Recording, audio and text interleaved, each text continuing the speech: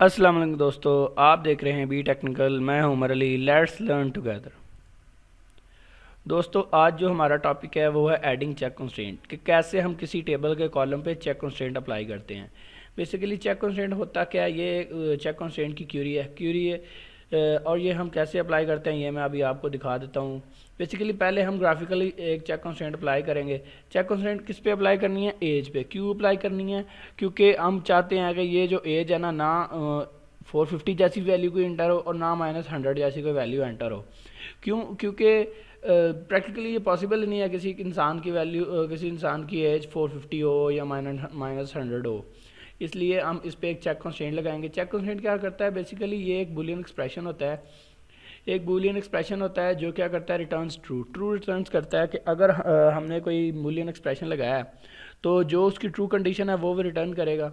ठीक है। हाँ, ये नल रिटर्न अलाउ करेगा इधर। ये क्यों करेगा ये मैं भी आपको बता देता हूँ। अच्छा, ठीक है जी दोस्तों जी, ये टीबीएल पर्सन जो हमारे पास टेबल है ना, इसके ऊपर हमने चेक कंस्ट्रेंट अप्लाई करना है।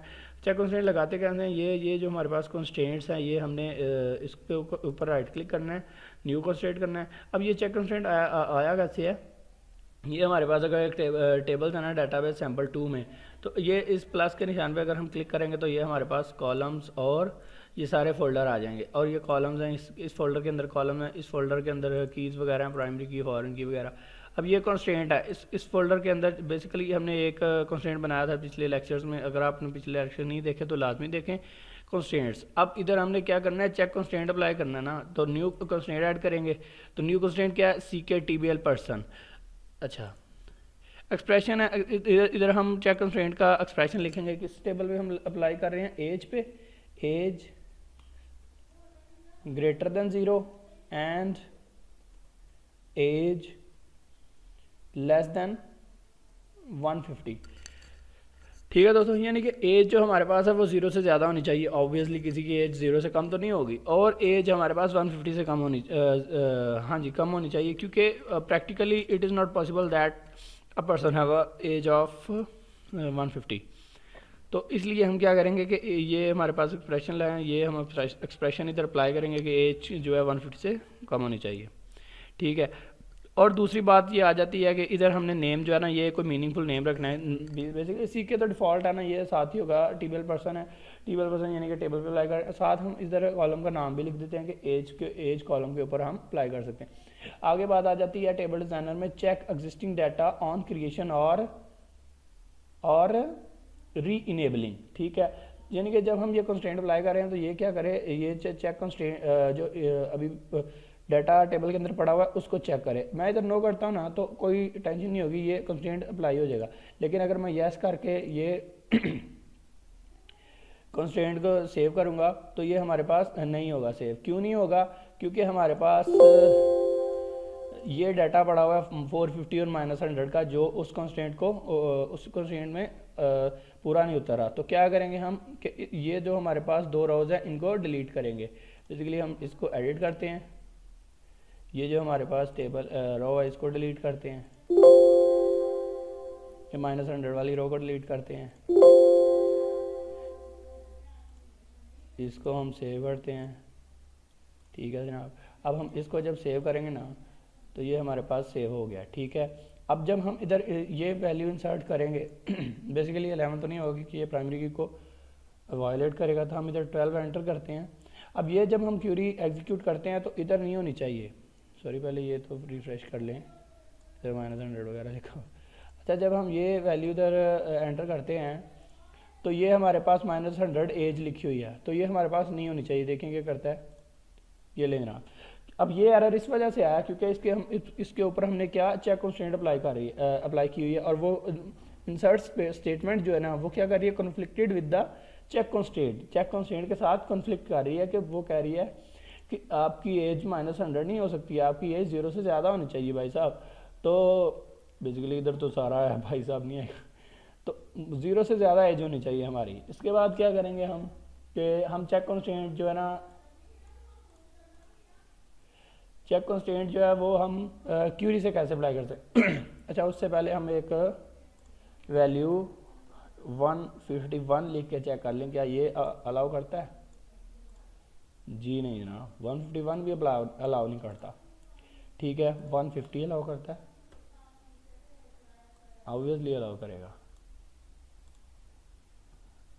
सॉरी 150 नहीं, 149 अलाउ करेगा, लेस देन 150। ठीक है, सॉरी। अच्छा, इसके बाद आ जाता है कि हम चेक कंस्ट्रेंट जो है वो क्यूरी के साथ कैसे अप्लाई करते हैं। क्यूरी के साथ हम उससे पहले हम ये जो हमने कंस्ट्रेंट अप्लाई किया इसको डिलीट कर लेंगे। हमारे पास सी के टेबल पर्सन एज है, क्योंकि पहले एक चेक कंस्ट्रेंट हो, चेक कंस्ट्रेंट के ऊपर तो एक चेक कंस्ट्रेंट लगाने का कोई फ़ायदा नहीं है, इसको हम पहले डिलीट कर लेते हैं। ठीक है ना। मैं इसको रिफ्रेश कर लेता हूँ, पूरी डाटाबेस को रिफ्रेश कर लेता हूँ, पूरे सर्वर को ही। ये हमारे पास डेटाबेस हैं, ये सैम्पल 2 है, ये हमारे पास टेबल्स हैं, ये टीबीएल पर्सन है, ये कॉलम्स हैं, और ये कंस्ट्रेंट्स हैं। कंस्ट्रेंट में अब वो चेक कंस्ट्रेंट नहीं है। अच्छा, चेक कंस्ट्रेंट का जो हमारे पास अप्लाई करने का तरीका है कि वो क्या है हमारे पास, कि ये क्यूरी है आल्टर टेबल बेसिकली, क्योंकि हम आल्टर टेबल को चेंज कर रहे होते हैं। क्या ऐड कंस्ट्रेंट यानी कि हम ऐड कंस्ट्रेंट बन लगे हैं चेंज करके। कंस्ट्रेंट नेम जो भी हम नाम लिखेंगे इधर एक्सेप्ट होगा, लेकिन हम कोई मीनिंगफुल नाम देंगे तो वो ज़्यादा बेहतर रहेगा। आगे चेक और बूलियन एक्सप्रेशन। ठीक है जनाब। इसके बाद हम इधर लिखते हैं जी, हमारे पास जो चेक कंस्ट्रेंट है क्या है हमारे पास जी, आल्टर टेबल। आल्टर टेबल का नाम क्या है जी, टीबीएल पर्सन। क्या करने लगे हैं, ऐड कंस्ट्रेंट का नाम आएगा इधर, कौन सी कंस्ट्रेंट, सी के अंडरस्कोर कौन से टेबल पर, टीबीएल पर्सन।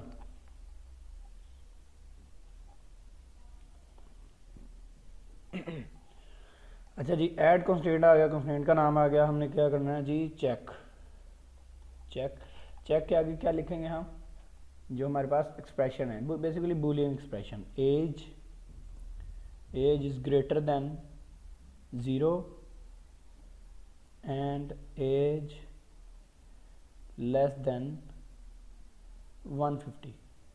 ये हमारे पास सारी कंडीशन है जनाब। बेसिकली क्या आया, सिंटैक्स में मसला आ गया। सिंटैक्स में क्या मसला आ गया,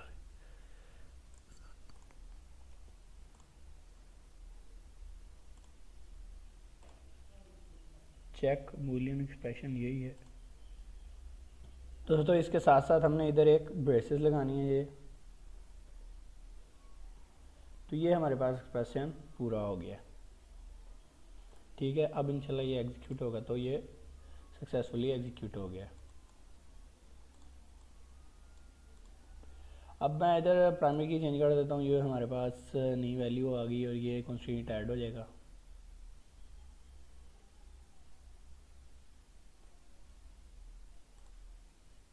ठीक है, ये देखें ये आ गया।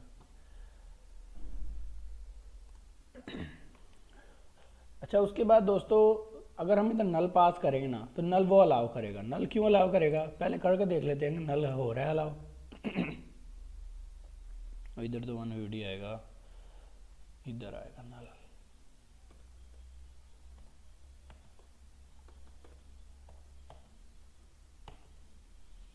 अब ये नल अलाउ कर रहे हैं,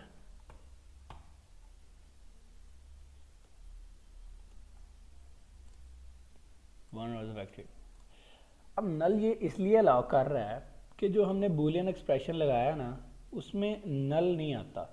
यानी कि हमने क्या लगाया बूलियन एक्सप्रेशन कि एज जो है वो 0 से ग्रेटर हो और 150 से लोअर हो। तो नल जो है, नल बेसिकली कोई वैल्यू कंटेन नहीं करता, it's just like a variable. वैसे तो वेरिएबल नहीं होता नल, ख़त्म यानी कि नथिंग, लेकिन ये 0 भी नहीं होता, 0 से कम भी नहीं होता, नल की कोई वैल्यू नहीं होती। इसलिए जो बूलियन एक्सप्रेशन होता है ना वो इस नल को एज अ अननोन वैल्यू लेता है, तो इसलिए वो अलाउड करता है कि ये वैल्यू इंसर्ट हो जाए।